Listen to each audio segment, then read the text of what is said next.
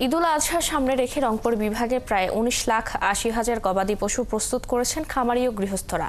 এসব পশুর বিপরীতে বিভাগে কোরবানি পশুর চাহিদা প্রায় 14,12,000।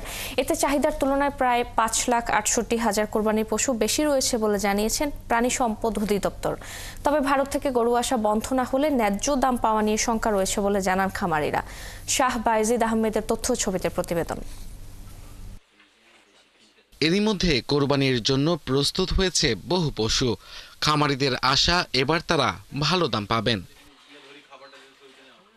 প্রাণী সম্পদ অধিদপ্তরের তথ্য বলছে, এবারের ঈদে রংপুর বিভাগের 8 জেলায় 14,12,000-এর বেশি কোরবানির পশুর চাহিদা নির্ধারণ করা হয়েছে। এরই মধ্যে বিভাগের 1,97,414 জন ছোট বড় খামারির মাধ্যমে 19,80,390টি গরু, মহিষ, ছাগল, উট, দুম্বা ও ভেড়াসহ কোরবানির পশু প্রস্তুত করেছেন খামারি ও গৃহস্থরা, যা এই বিভাগের মোট চাহিদার চেয়ে প্রায় 5,68,000-এর বেশি।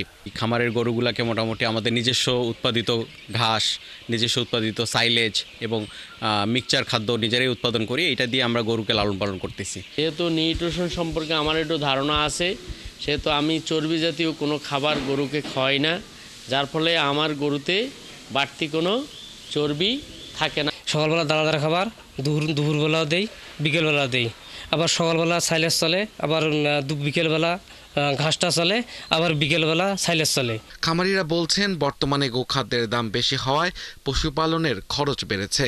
এই অবস্থায় বর্ডার দিয়ে গরু চোরাচালান বন্ধে কঠোর ব্যবস্থা নিতে হবে, না হলে ক্ষতিগ্রস্ত হবে দেশের খামারিরা। এই সম্পদকে যদি রক্ষা করতে হয় তাহলে অবশ্যই বাইরের গরু ঢোকা বন্ধ করতে হবে।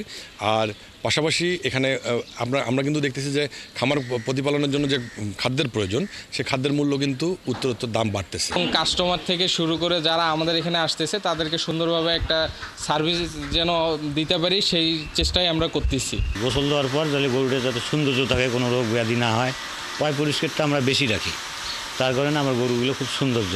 প্রাণী সম্পদ অধিদপ্তর বলছে, ক্রেতাদের সুবিধার জন্য বিভাগের 8 জেলায় স্থায়ী ও অস্থায়ী মিলে মোট 295টি হাটে কোরবানির পশু কেনাবেচার ব্যবস্থা করা হবে। এসব হাটে সব ধরনের নিরাপত্তা ব্যবস্থা থাকবে। দেশের বাউন্ডারি অর্থাৎ ইন্ডিয়া থেকে যেন কোনো প্রকার গবাদি পশু বাংলাদেশ ঢুকতে না পারে, এই জন্য বিজিবি তাদের রিপ্রেজেন্টেটিভ উপস্থিত ছিল, তারা সার্বক্ষণিকভাবে সতর্ক আছে। সুতরাং নিঃসন্দেহে আমার খামারিরা গরু লালন পালন করলে কোরবানিতে উচ্চ দাম বিক্রি করতে পারবেন। এদিকে কোরবানির পশুর হাটগুলোতে দালালদের দৌরাত্ম্য দমন ও চুরি ছিনতাই ঠেকাতে নিয়মিত তদারকি সহ কঠোর পদক্ষেপ নেওয়া হয়েছে বলে জানান আইন শৃঙ্খলা রক্ষাকারী বাহিনী। আব্দুল আল মামুন, ৭১।